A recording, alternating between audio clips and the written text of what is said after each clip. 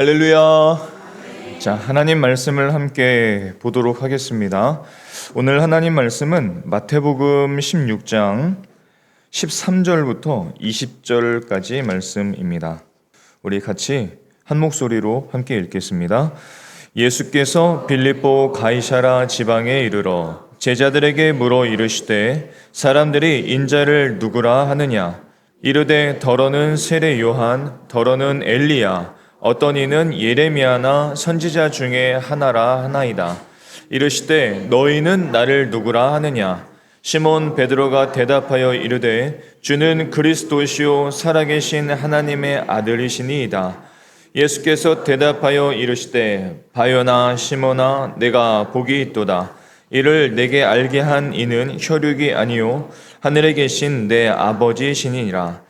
또 내가 네게 이르노니 너는 베드로라. 내가 이 반석 위에 내 교회를 세우리니 음부의 권세가 이기지 못하리라. 내가 천국 열쇠를 내게 주리니 내가 땅에서 무엇이든지 매면 하늘에서도 매일 것이요 내가 땅에서 무엇이든지 풀면 하늘에서도 풀리리라 하시고, 이에 제자들에게 경고하사 자기가 그리스도인 것을 아무에게도 이르지 말라 하시니라. 아멘. 우리 제목을 같이 한번 해볼까요? 너희는 나를 누구라 하느냐. 자, 우리 옆에 있는 분들과 한 번 더 인사해 보겠습니다. 예수님은 그리스도이십니다. 예수님은 그리스도이십니다. 한 번 더 해볼까요? 예수님은 하나님의 아들이십니다. 예수님은 하나님의 아들이십니다. 자, 드디어 내일 캠프를 가게 되는데 떨립니다. 자, 캠프나 혹은 성지순례나 선교지를 다녀오면 사람들이 공통적으로 받는 은혜가 있습니다. 어떤 곳을 가든지 공통적으로 받는 은혜가 있는데 그것이 무엇이냐면 내가 예수님과 좀 멀어졌었구나. 선교지를 가든지 그것을 깨닫고, 캠프나 수련회를 하든지 그것도 깨닫고, 또 성지순례를 가면 또 똑같은 은혜를 받는 것 같아요. 일상을 살면서 내 삶이 예수님과 얼마나 동떨어진 삶을 살았는지를 발견하는 것들이 참 많은 것 같습니다. 신앙의 겉모습은 유지를 하는데 신앙의 이 안에 있는 이 내용이 좀 흐려진 것이죠. 제가 자주 소개해드렸던 책이지만 팬인가 제자인가라는 책이 있습니다. Not a Fan이라는 원제가 있는데, 핵심은 우리가 예수님의 팬으로 부르심을 받은 것이 아니라 제자로 부르심을 받았다. 이것이 이 책의 핵심입니다. 근데 이 저자가 바로 그런 팬이었다고 이 책을 보면 그렇게 자신을 고백하고 있어요. 어릴 적부터 이분 방에 큰 사진이 2개가 걸려 있습니다. 근데 그 사진 2개가 누구냐면, 한쪽은 위대한 농구 선수 마이클 조던, 아십니까? 여자분들도 많이 아시는 마이클 조던 사진이 크게 하나 걸려 있고, 그 옆에 누구 사진이 걸려 있냐면 예수님 사진이 걸려 있습니다. 그러니까 지금 이 분한테는 마이클 조던하고 예수님이 같은 위대한 어떤 존재인 거예요. 그에게는 예수님이 마이클 조던과 같은 슈퍼스타에 불과했던 것이죠. 그 자신이 그것을 깨닫고 이 책을 쓴 겁니다. 여러분, 팬과 제자는 비슷해 보이지만 완전히 다른 차원의 사람입니다. 팬은 스타 앞에 잠깐 나와서 막 환호하다가 사라지는 사람이에요. 근데 제자는 자기 십자가를 지고 예수님과 동행하는 사람이 제자입니다. 여러분, 크리스찬이 아니라 크리이스터라는 말을 들어보셨는지요? 크리이스터. 크리스찬이 아니라 크리이스터라고 불리는 사람들이 있다라고 말합니다. 크리이스터에서 크리는 크리스마스의 준말입니다. 그리고 이스터는 무슨 뜻이냐면 부활절이라는 뜻입니다. 크리이스터가 누구냐면은 성탄절하고 부활절에만 교회를 나오는 사람들을 가리켜서 크리이스터라고 부르는 겁니다. 우리 중에 크리이스터는 없는 것 같습니다. 하지만 주일 혹은 간간히 마치 스타의 굉장한 팬인 것처럼 팬 미팅에 나와서 잠깐 예수님을 향해서 찬송하고 기도하고 환호하다가 평상시에는 예수님을 향해서 마치 예수님이 인기가 떨어진 연예인처럼 생각하며 살아가고 있지는 않은지, 그것을 확인하는 날이 사실은 주일이 아니겠습니까? 사실 주일입니다. 만약에 그렇게 예수님을 대한다면 그 사람은 크리스천이 아니라 크리이스터와 같은 사람일 것입니다. 가장 주된 원인이 뭘까요? 가장 주된 원인은 복음과 많이 멀어졌기 때문에 그렇습니다. 3주 전부터 복음에 대해서만 우리가 함께 나누고 있는데 요한복음 8장에서는 너희가 참으로 자유로우리라 말씀하셨습니다. 복음만이 우리를 자유케 한다라고 말씀하셨습니다. 그리고 갈라디아서 1장, 지난주에 나눈 말씀은 다른 복음은 없다라고 말씀을 하셨습니다. 예수님 이외에 다른 것을 더한다면 그것은 복음이 아니다. 다른 복음은 없다라고 말씀하셨어요. 다른 것은 정말 몰라도 복음에 대한 것만큼은 확실한 우리 교회가 될 수 있기를 주님의 이름으로 소망합니다. 자, 오늘은 복음 그 세 번째 시간으로 베드로의 고백을 통해서 예수님이 누구신지를 확실히 알고자 합니다. 특별히 두 번째를 꼭 기억하십시오.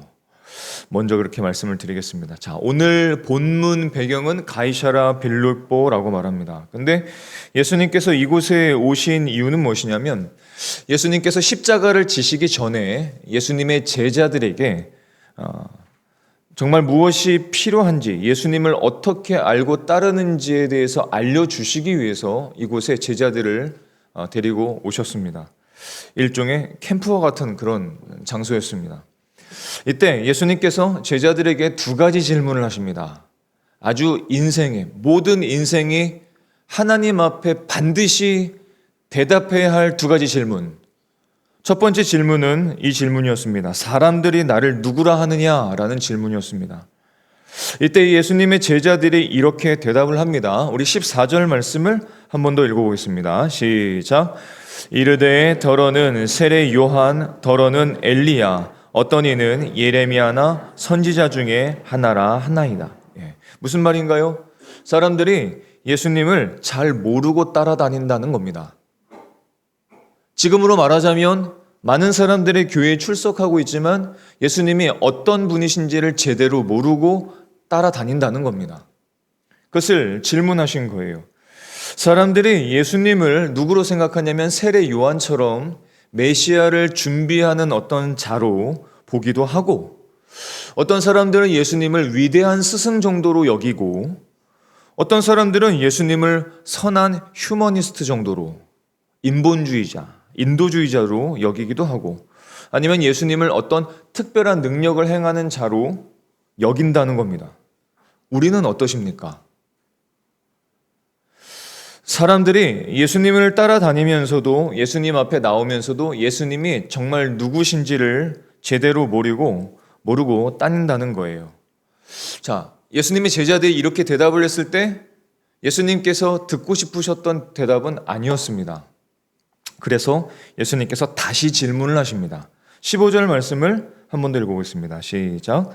이르시되 너희는 나를 누구라 하느냐. 너희가 누구예요? 예수님의 제자들입니다. 제자들은 어떤 사람들인지요? 이 제자들은 예수님과 함께 2년이 넘는 시간 동안 예수님과 함께 먹고 자고 예수님의 말씀을 들었던 사람들입니다. 오병이어의 기적도 맛본 사람들이고, 갈릴리의 풍랑이 막 쳤을 때에 그 엄청난 풍랑에 잠잠케 되는 것을 경험했던 사람들, 그 사람들이 예수님의 제자들이죠. 그 제자들에게 물었던 겁니다. 너희들은 나를 누구라고 알고 따라오고 있느냐라고 질문을 하신 거예요. 질문을 하신 이유는 무엇이냐면 제자들의 고백을 듣기를 원하셨기 때문에 그렇습니다. 알고 계시겠죠. 하지만 듣기 원하셨기 때문에 질문을 하신 겁니다. 근데 이것이 지금 저와 여러분에게 하시는 질문입니다. 성경의 말씀은 항상 저와 여러분에게 주시는 말씀입니다. 성경은 항상 우리에게 주시는 말씀이죠. 이렇게 물으시는 겁니다. 지난 시간 동안 교회에서 예배하면서, 교회에서 찬송하면서, 교회에서 기도하면서 말씀에 익숙해진 너희들, 이런저런 은혜를 받은 너희들, 이런저런 봉사를 했던 너희들은 나를 누구라고 알고 있느냐라는 질문입니다. 지금 우리들에게 하시는 질문이에요. 지금 나를 누구로 알고 따라오고 있느냐?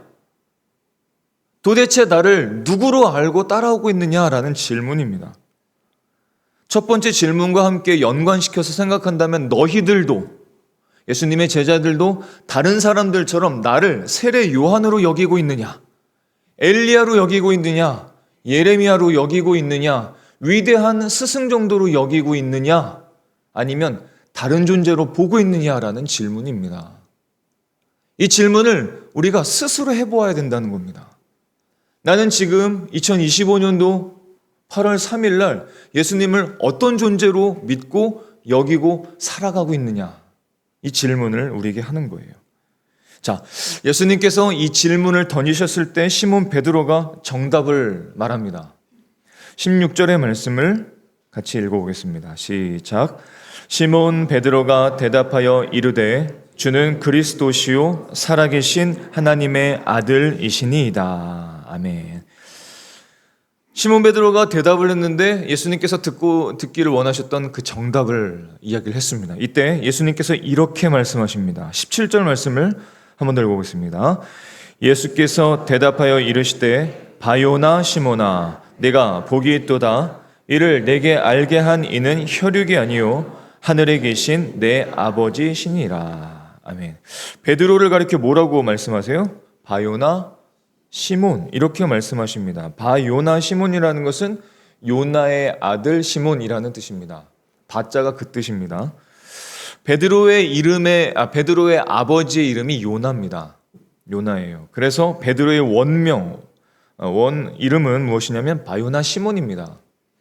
그런데 갑자기 주님께서 베드로가 고백을 이렇게 정답을 말씀을 드렸는데 갑자기 베드로의 원래 이름을 말씀하신 겁니다. 왜 이렇게 갑자기 베드로의 원 이름을 말씀하셨을까? 이런 뜻입니다.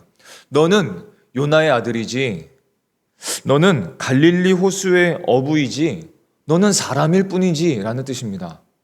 사람의 아들이다 라는 뜻입니다.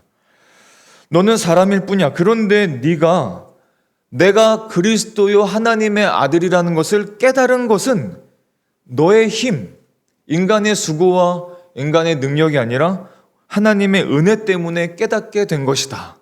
이렇게 말씀을 하신 겁니다. 인간은 결코 예수님께서 그리스도이시고 하나님의 아들이심을 스스로 깨달을 수가 없습니다. 누구도, 그 어떤 신학자도, 어떤 성경을 많이 읽은 사람도, 교회에 오랫동안 다닌 사람도 그랬기 때문에 예수님을 그렇게 고백할 수 있는 것이 아닙니다. 내가 지금 오늘 예수를 그리스도이십니다, 살아계신 하나님의 아들이십니다 라고 믿고 깨닫고 고백한다는 것은 하나님의 은혜 때문입니다. 하나님의 은혜 때문이에요. 내가 깨달은 게 아닙니다. 이것을 베드로에게 알려주신 겁니다. 네가 스스로 깨달은 게 아니야. 하나님께서 너를 깨닫게 해주신 거야. 이렇게 말씀하신 겁니다. 그리고 너의 말이 맞다라고 말씀을 하십니다. 네가 복이 있다라고 말씀하신 것은 너의 말이 맞다라고 말씀하신 거예요. 네가 한 고백이 정말 정답이다라고 하신 겁니다. 이것이 주님께서 저와 여러분의 매일의 삶에 듣기 원하시는 대답입니다. 매일 아침에 눈을 떠서 예수님이 나의 그리스도이십니다. 예수님이 살아계신 하나님의 아들이십니다. 이렇게 고백하기를 원하시는 거예요. 이것이 매일 우리의 삶 속에서 듣기 원하시는 정답, 고백이라는 것입니다. 오늘 베드로의 고백을 통해서 예수님이 어떤 분이신지를 우리가 세 가지로 기억하고 싶습니다. 베드로가 어떻게 고백을 했습니까? 첫 번째 이렇게 고백했습니다. 한번 때려볼까요? 다시 한번 예수는 그리스도이십니다. 그리스도란 뜻은 기름 부음을 받은 자. 한번 때려보겠습니다. 기름 부음을 받은 자. 그러니까 예수 그리스도라는 뜻은 예수님은 기름 부음 받은 자입니다 라는 뜻입니다. 그렇다면 기름 부음 받은 자라는 뜻은 무슨 뜻일까요? 구약 성경을 보면 이것에 대해서 말씀을 해주셨습니다. 누가 기름 부음을 받는가? 세 가지인데요. 하나는 선지자입니다. 선지자가 될 때 기름 부음을 받습니다. 그리고 백성들을 대신해서 제물을 드리고 제사를 드리는 제사장, 이 제사장이 될 때 기름 부음을 받습니다. 자, 그리고 왕이 될 때 이 양뿔에다가 기름을 부은 다음에 이 부어진 기름을 왕의 머리에 붓습니다. 그러니까 왕이 될 사람의 머리에 부으면서 왕이 되는 것입니다. 따라서 기름 부음을 받았다는 것은 무슨 뜻이냐면 예수님께서 기름 부음을 받았다는 것은 예수님은 영원한 선지자고 예수님은 영원한 제사장이고 예수님은 영원한 우리의 왕이 되어주신다는 뜻입니다. 그래서 예수는 그리스도, 예수는 기름 부음을 받은 자라는 뜻입니다. 따라서 베드로가 주는 그리스도이십니다 라고 고백한 것은 무슨 뜻이에요? 예수님, 당신은 나의 영원한 제사장이십니다. 당신은 나의 영원한 선지자이십니다. 예수님, 당신은 나의 영원한 왕이십니다. 당신의 통치를 받아야 되는 사람이 바로 나입니다. 이렇게 고백을 한 겁니다.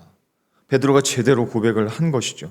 예수님은 내 삶의 유일한 주가 되시고 예수님은 내 삶의 유일한 목자가 되십니다 라고 고백을 한 것입니다.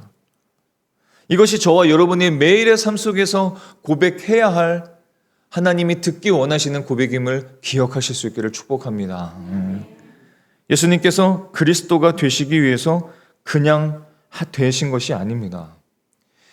예수 그리스도께서 예수님이 그리스도가 되시기 위해서는 참 엄청난 대가를 치르셨습니다. 그분은 영원한 대제사장이면서 자신을 스스로 제물이 되셨습니다. 누가 자신을 스스로 제물로 드리나요? 자신이 대제사장이고 제사장인데 불구하고 자신을 누가 제물로 드리겠습니까? 하나님께 나아갈 수 없는 인생들, 하나님을 예배할 수 없는 인생들, 하나님을 결코 만날 수 없는 인생들, 하나님과 결코 화목하게 되지 못할 그 인생들을 위해서 우리의 죄값인 사망과 심판과 저주를 예수님께서 대신 받으셨습니다. 하나님과의 끊어진 관계를 화목하게 하셨어요. 그래서 예수는 우리의 그리스도가 되신 것입니다. 뿐만 아니라 우리의 거듭난 삶을 통치하시기 위해서 주님은 부활하셨습니다. 그리고 성령으로 지금도 우리와 함께하고 계십니다. 그래서 예수를 믿는 자를 하나님의 자녀라고 일컬어 주시고 인정해 주시고 하나님의 말씀을 깨닫게 해주시고 필요할 때 하나님의 말씀을 생각나게 해주시고 성령으로 말씀으로 우리를 삶을 통치해 주시고 그리스도의 생명으로 살아가게 하시고 우리가 천국에 이를 때까지 우리의 삶을 견인해 가시는 주님, 그분이 바로 우리의 그리스도가 되신 것입니다. 그리고 이것은 모든 것은 하나님의 은혜이고 하나님의 선물인 줄 믿습니다. 에베소서 2장 8절의 말씀을 같이 읽어보겠습니다. 너희는 그 은혜에 의하여 믿음으로 말미암아 구원을 받았으니 이것은 너희에게서 난 것이 아니요 하나님의 선물이라. 아멘. 예수는 그리스도이십니다. 주일은 그냥 예배하는 날이 아닙니다. 내가 예수를 그리스도로 고백하고 살고 있는지를 확인하는 날입니다. 그것을 점검하는 날이 주일입니다. 왜? 이것을 점검하지 않으면 나는 예수를 그리스도로 고백하지 않는 죄인의 본성을 갖고 있기 때문에 그렇습니다.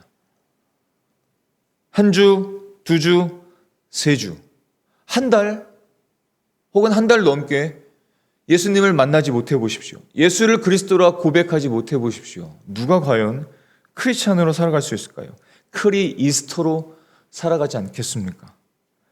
주일은 그냥 예배하는 날이 아니라 내가 예수님을 그리스도로 고백하고 있는지 아닌지를 확인하고 당시 예수님을 따라다녔던 많은 사람들처럼 예수님을 위대한 스승이나 다른 신보다는 좀 월등한 그런 휴머니스트나 존경받을 만한 스승이나 특별한 능력을 가진 자로 여기고 살고 있는지 아닌 것인지 진짜로 예수를 그리스도로 믿고 살아가는지를 확인하는 날이 바로 주일 11시 예배입니다.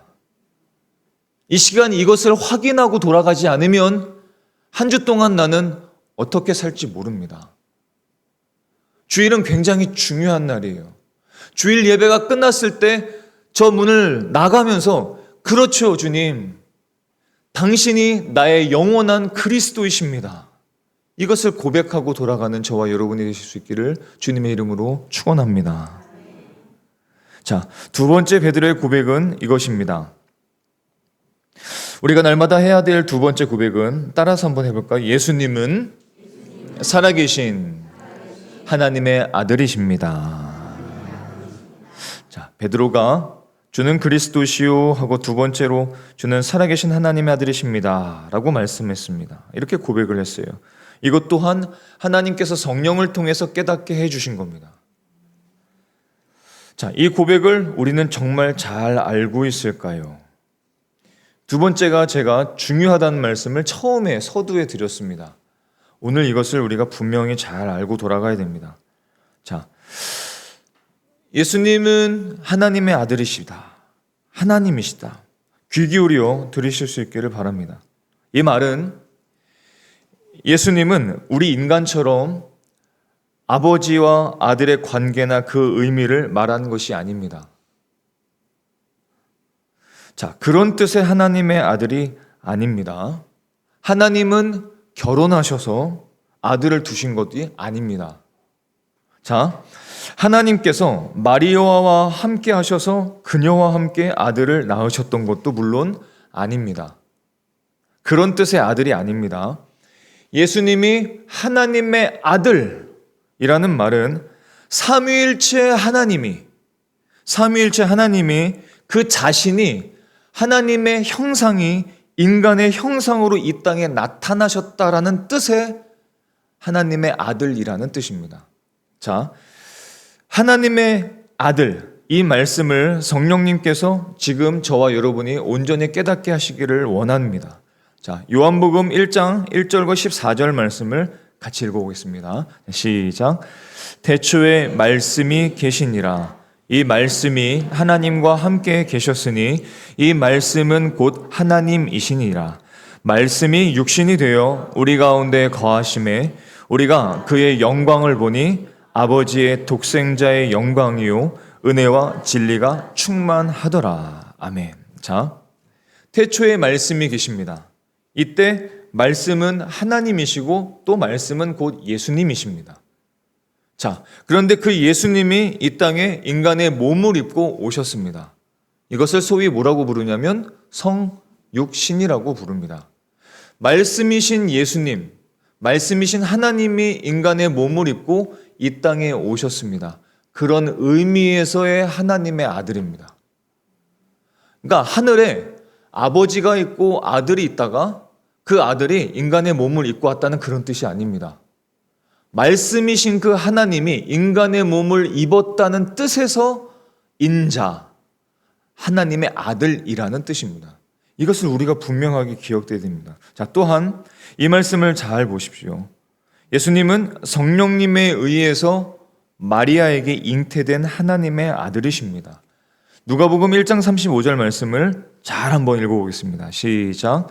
천사가 대답하여 이르되 성령이 내게 임하시고 지극히 높으신 이의 능력이 너를 덮으시리니 이러므로 나실 바 거룩한 이는 하나님의 아들이라 일컬어지리라.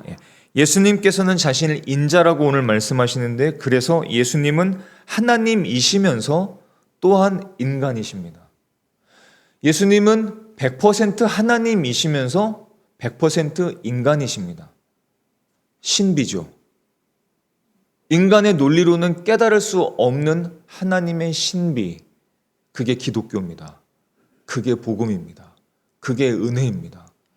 세상 종교는 다 이해가 됩니다. 다 사람이 스스로 깨닫고 알 수가 있고, 물론 거짓이지만. 근데 하나님만이 베드로를 깨닫게 하신 것처럼 하나님만이 우리에게 깨닫게 하시는 것이 복음입니다. 말씀이신 그 하나님이 인간의 몸을 입고 오셨다라는 의미에서의 하나님의 아들, 이것을 여러분 정말로 깨닫고 계십니까? 그럼 이것은 하나님께서 성령으로 저와 여러분을 깨닫게 해 주신 것입니다. 자, 좀 더 중요한 곳으로 들어가 보겠습니다. 예수님께서 십자가를 지시기 전에 유대 지도자들 앞에서 재판을 받으셨습니다. 자, 재판을 받으셨을 때 대제사장이 이렇게 묻습니다. 한번 읽어보겠습니다. 마태복음 26장 63절의 말씀입니다. 시작. 대제사장이 이르되 내가 너로 살아계신 하나님께 맹세하게 하노니 내가 하나님의 아들 그리스도인지 우리에게 말하라. 이렇게 묻습니다. 이때 예수님께서 이렇게 답을 하십니다. 64절입니다. 자, 시작. 예수께서 이르시되 네가 말하였느니라. 그러나 내가 너희에게 이르노니 이후에 인자가 권능의 우편에 앉아 있는 것과 하늘 구름을 타고 오는 것을 너희가 보리라 하시니, 그때의 유대 지도자들이 예수님을 신성모독하는 자로다 합니다. 신성모독죄를 지었다고 주장하면서 예수님을 죽이려고 듭니다. 그리고 본디오 빌라도에게 이렇게 주장을 해요. 요한복음 19장 7절의 말씀을 보면 우리에게 법이 있으니 그 법대로 하면 그가 당연히 죽을 것은 그가 자기를 하나님의 아들이라 함이니이다 라고 고소합니다. 이게 무슨 뜻일까요? 유대 지도자들이 왜 예수님을 신성 모독죄로 몰아서 사형 선고를 받아내려 했습니까? 아이러니하게도 유대 지도자들은 하나님의 아들이 무슨 뜻인지를 정확히 이해하고 있었습니다. 왜? 하나님의 아들이라는 것은 곧 하나님이시기 때문에 그렇습니다. 하나님의 아들이라는 것은 하나님과 같은 본질이라는 거예요. 유대 지도자들은 이것을 분명하게 이해하고 있었습니다. 그래서 유대 지도자들은 레위기의 율법을 따라서 예수님의 죽음을 요구했던 것입니다. 레위기 24장 15절의 말씀을 보면 이렇게 말씀하십니다. 너는 이스라엘 자손에게 말하여 이르라. 누구든지 그의 하나님을 저주하면 죄를 담당할 것이요. 어떤 사람이라도 자신을 하나님이라고 말하거나 하나님의 자녀라고, 하나님의 아들이라고 말해버리면 신성 모독하는 것이다. 이것은 죽임을 받아야 된다라는 것입니다. 무슨 뜻이냐면 유대 지도자들은 예수님께서 말씀하신 하나님의 아들이라는 뜻을 분명하게 이해하고 있었던 거예요. 아이러니하게도. 자, 히브리서에서는 분명하게 우리에게 이렇게 말씀하고 있습니다. 히브리서 1장 3절의 말씀을 보면 이라는 것은 예수님을 말씀합니다. 그 아들은 하나님의 영광의 광채시요 그 본체의 형상이시라. 무슨 말씀이에요? 예수님의 아들, 하나님의 아들, 예수님은 하나님이시다라는 뜻입니다. 예수님은 하나님이시다. 자, 한 걸음 더 나아가겠습니다. 우리가 주목해야 될 말씀이 있는데 예수 그리스도를 가리켜서 하나님의 독생자라고 말씀합니다. 독생자 들어보셨습니까? 네, 독생자라고 말씀하십니다. 요한복음 3장 16절 말씀을 읽어보겠습니다. 시작. 하나님이 세상을 이처럼 사랑하사 주셨으니 이는 그를 믿는 자마다 멸망하지 않고 영생을 얻게 하려 하심이니라. 잘 기억하시네요. 이때 독생자라는 말이 있습니다.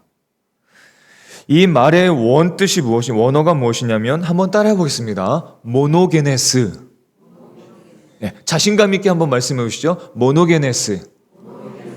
모노게네스라는 것이 독생자라고 번역이 됐는데 이것은 아주 중요한 의미가 있습니다. 이 말은 독생자라는 의미는 인간처럼 아버지와 아들의 의미가 전혀 아닙니다. 제가 처음에 말씀드린 것처럼 하나님의 아들이란 뜻에서 이 모노게네스를 뜨는데 이 모노게네스는 인간적인 아버지와 아들의 관계를 말씀하시는 것이 아닙니다. 이것이 어떤 것이냐면 특별한 관계 안에서 오직 하나뿐인 존재라는 뜻입니다. 특별한 관계 안에서 오직 하나뿐인 존재. 이것을 증거하는 것이 어렵지 않습니다. 조금만 더 집중해 보십시오. 자, 여러분, 이삭의 아버지는 누군가요? 이삭의 아버지는 아브라함입니다. 그렇죠? 아브라함은 이삭의 아버지입니다. 그런데 아브라함은 이삭 말고도 다른 아들들이 7명이나 더 있었습니다. 총 8명의 아들이 있었어요. 대표적으로 그 아들 중에 우리가 잘 알고 있는 아들은 이스마엘이라는 아들이 있었습니다. 자, 그런데 성경을 보니까 그 이삭을 두고 8명 중에 1명 아들인 이삭을 두고 히브리서에서는 이렇게 말씀합니다. 히브리서 11장 17절의 말씀을 읽어보겠습니다. 시작. 아브라함은 없어요?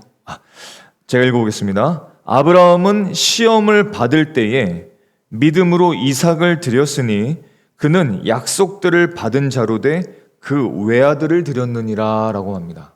자, 제가 다시 한번 읽어드릴게요. 아브라함은 시험을 받을 때에 믿음으로 이삭을 드렸으니 그는 약속들을 받은 자로 돼 그 외아들을 드렸느니라. 즉 아브라함이 이삭을 드릴 때 히브리서는 뭐라고 기록했냐면 그 이삭을 가리켜 외아들이라고 기록을 합니다. 조금 전에 말씀드렸죠. 이삭은 8명의 아들 중에 한 명입니다. 그런데 성경에서는 왜 이삭을 가리켜서 외아들이라고 했을까요? 왜 외아들이라고 했을까요? 8명 중에 한 명인데 성경을 보니까 개역 한글 성경에서는 이 외아들을 독생자라고 했습니다. 자, 현대인의 성경 버전에서는 하나뿐인 외아들이라고 했습니다. 자, 새한글 성경 버전에서는 하나뿐인 아들이라고 했습니다. 왜? 아니 왜? 8명 중에 한 명인데 이삭은 왜 외아들이라고 했습니까? 왜 이렇게 말씀하셨냐면 이삭은 다른 아들들과 달랐기 때문에 그렇습니다. 왜냐하면 이삭은 다른 아들들과 달리 하나님의 언약으로 주어진 유일한 아들이었기 때문에 그렇습니다. 그래서 외아들 독생자라고 말씀하시는 거예요. 결국 자, 저를 한번 보십시오. 성경의 증언들을 모두 종합하면 이렇습니다. 예수님은 하나님의 아들이시면서 독생자이시면서 곧 말씀이시면서 곧 하나님이십니다. 예수님은 이 땅에 인간으로 나타나신 유일한 하나님이십니다. 자, 그래서 로마서에서는 이렇게 말씀합니다. 여긴 말씀이 없어요. 자기 아들을 아끼지 아니하시고 우리 모든 사람을 위하여 내주셨다라고 로마서에서는 기록합니다. 즉, 이 모든 말씀을 종합하면 이런 뜻입니다.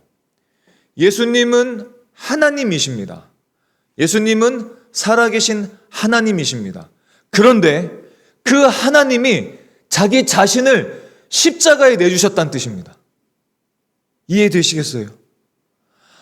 예수님은 이 땅에 오신 하나님이신데 그 하나님 자기 자신이 우리 인간을 위해서 죄인을 위해서 스스로 자기의 모든 인생과 목숨을 십자가에 내주셨다는 겁니다. 하나님께서 자기 자신을 우리를 위해서 내어주셨다는 거예요.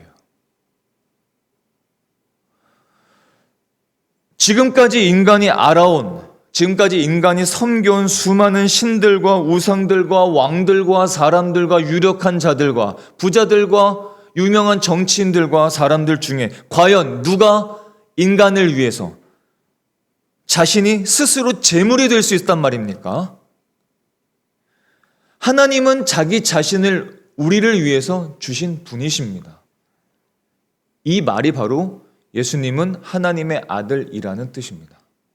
자, 이 진리를 우리가 계속 묵상해야 합니다. 자기 자신을 우리에게 주신 하나님, 자기 자신을 십자가에 내어주신 하나님. 지금 베드로는 그 고백을 하고 있는 것입니다. 예수님은 나의 그리스도이십니다. 예수님은 나의 하나님이십니다. 이것이 베드로가 한 고백이고 저와 여러분의 일상의 삶 속에서 하나님 앞에 고백되어져야 할, 하나님이 듣기 원하시는 고백인 줄 믿으실 수 있기를 바랍니다. 이 두 가지 고백은 베드로가 고백한 것이죠. 그런데 마지막은 예수님께서 하신 고백이고 말씀이십니다. 세 번째는 예수님이 어떤 분이신지를 마지막으로 말씀해 주세요. 자, 한번 따라볼까요? 예수님은 교회의 반석이십니다. 자, 마태복음 16장 18절 말씀을 같이 읽어보겠습니다. 시작. 또 내가 내게 이르노니 너는 베드로라. 내가 이 반석 위에 내 교회를 세우리니 음부의 권세가 이기지 못하리라. 네. 카톨릭에서는 문자 그대로 이 반석을 인간 베드로로 해석을 했습니다. 그래서 베드로를 초대 교황으로 간주해 왔습니다. 그러나 본문 이후의 말씀을 보면 충격적인 사건이 하나 일어나게 됩니다. 어떤 사건이냐면 예수님께서 자신의 고난과 순환과 죽음을 예언하셨을 때 이 베드로가 조금 전까지는 주님은 나의 그리스도이십니다. 하나님의 아들이십니다. 라고 고백했던 그 베드로가 예수님을 만류하는 장면이 등장합니다. 주여! 그런 일은 결코 없을 것입니다. 이렇게 만류합니다. 인간적이긴 하지만 하나님의 뜻을 거스리는 이야기였죠. 그래서 예수님께서 베드로에게 이렇게 말씀하셨죠. 마태복음 16장 23절에 사탄아 내 뒤로 물러가라. 너는 나를 넘어지게 하는 자라 라고 말씀을 하셨어요. 그렇다면 여러분, 그런 인간 베드로 위에 교회가 세워진다면 그 교회의 기초는 얼마나 허약할까요? 그 교회의 기초는 얼마나 취약할까요? 반석은 베드로가 아니라 예수 그리스도이십니다. 우리 신앙의 모든 기초는 그리스도이십니다. 고린도전서 10장 4절의 말씀을 보면 그 반석은 곧 그리스도시라 말씀하셨고, 베드로 자신도 베드로전서 2장 4절의 말씀을 보면 보배로운 산돌, 보배로운 반석이 예수님이라고 증언했습니다. 교회의 기초는 예수님이시고 그분이 또한 교회의 주인이 되어 주십니다. 교회의 주인은 목사가 아니고 성도도 아닙니다. 교회의 타락은 사람이 드러날 때입니다. 교회의 타락은 언제나 종이 주인 노릇을 할 때 교회의 타락이 일어나게 됩니다. 예수님이 우리의 모든 것의 중심이심을 기억하실 수 있기를 축복합니다. 마지막으로 이 그림을 함께 보도록 하겠습니다. 이 그림을 여러분 아시는지요? 이 그림의 제목은 최후의 만찬입니다. 최후의 만찬은 아시다시피 예수님께서 순환을 당하시기 전날 밤에 제자들과 함께 가진 성찬을 그린 그림입니다. 레오나르도 다빈치가 43세가 되었을 때에 이탈리아 밀란의 한 공작의 요청으로 이 그림이 제작되었습니다. 약 3년 동안 작업을 한 후에 이 그림의 초벌을 완성하게 됩니다. 이건 물론 초벌이 아니라 완성된 작품이죠. 초벌을 완성하게 되는데 그 초벌을 완성한 다음에 친구에게 그 초벌을 보여주었습니다. 그러면서 소감을 물었을 때 이때 다빈치의 친구가 예수님의 오른손에 들려져 있는 그 한 잔을 가리키면서 와, 이 잔 정말로 인상적이고 정말로 사실적인데 정말로 살아있는 컵 같아 라고 이야기를 했습니다. 근데 여러분 이 그림을 자세히 잘 보면 예수님의 오른손에는 컵이 있어요, 없어요? 없습니다. 초벌에는 그것이 그려져 있었어요. 하지만 완성된 그림에는 그 컵이 없습니다. 친구가 그렇게 이야기를 했을 때 이 다빈치가 갑자기 붓을 들어서 그 컵을 지워버렸다고 합니다. 확 지워버렸어요. 친구가 아니 왜 그 컵을 지워? 그 컵이 너무 사실적인데 왜 그러느냐라고 물으니까 다빈치가 이런 유명한 대답을 했습니다. 이 그림에서 아무것도 예수 그리스도보다 더 중요한 것은 없어져야 해. 이렇게 얘기를 했던 거예요. 이 그림에서 예수 그리스도보다 더 중요한 것은 없어야 하기 때문이네. 이것은 우리에게 굉장히 중요한 진리를 선포하고 있습니다. 저와 여러분의 삶 속에서 예수 그리스도보다 더 중요한 분은 없습니다. 예수 그리스도보다 더 우리에게 경배를 받거나 사랑을 받거나 중요하게 여김을 받아야 될 존재나 대상은 아무것도 없습니다. 저와 여러분의 삶 속에서 예수 그리스도만이 높임을 받고 예수 그리스도만이 항상 중요한 분임을 기억하실 수 있기를 바랍니다. 우리 마지막으로 오늘 베드로가 이 중요한 고백을 한 곳이 처음에 13절의 말씀처럼 가이사라 빌립보였음을 우리가 주목하고 예배를 마치려고 합니다. 가이사라 빌립보는 어떤 곳이냐면 이스라엘과 다른 이방 국가들을 연결하는 중요한 연결 도시였습니다. 경계점이었어요. 무슨 말인가요? 예수님께서는 이 가이사라 빌립보에서 제자들의 고백을 들으시고 받으시고 그 고백이 이제 이스라엘 경계를 넘어가기를 기대하셨던 겁니다. 유대와 사마리아의 경계를 넘어서 땅끝까지 예수님의 교회들이 세워지고 복음의 등대 역할을 하실 것을 기대하신 것입니다. 이것이 우리에게도 중요합니다. 우리가 예수님을 나의 그리스도이십니다. 예수님은 나의 하나님이십니다. 이렇게 고백한다라는 뜻은 그냥 내가 그렇게 고백하고 만다라는 게 아닙니다. 내가 어딘가에서 누군가를 향해서 예수님은 나의 그리스도이시고 예수님은 나의 하나님이십니다라고 고백할 때 내 안에 있는 복음이 나라는 경계를 넘어서서 그 복음을 듣는 자를 살린다는 뜻입니다. 우리의 고백이 얼마나 중요한지 아십니까? 우리의 삶이 얼마나 중요한지 아십니까? 우리에게 주신 복음이 얼마나 중요한지 아십니까? 우리가 그렇게 고백을 할 때 그 놀라우신 생명의 복음이 우리의 삶을 넘어서 우리의 이웃들과 가족들에게 전해진다는 것.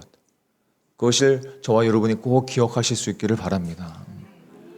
오늘 우리들의 삶 속에서는 예수님을 어떤 분으로 모시고 알고 살아가고 계십니까?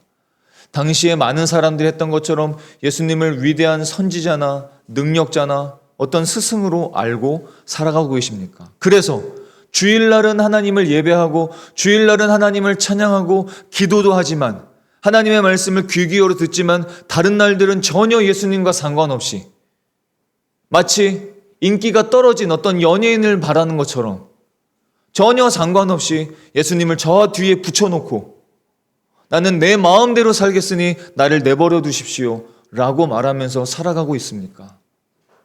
오늘 이 시간 예수 그리스도를 우리의 삶의 중심으로 모실 수 있기를 예수님의 이름으로 축원합니다. 그래서 우리들의 삶이 예수님께서 베드로에게 말씀하신 것처럼 너의 삶이 복이 있다라고 말씀하신 것처럼 저와 여러분의 삶이 진정으로 복음으로 행복한 삶이 되실 수 있기를 예수님의 이름으로 축원합니다. 기도하시겠습니다.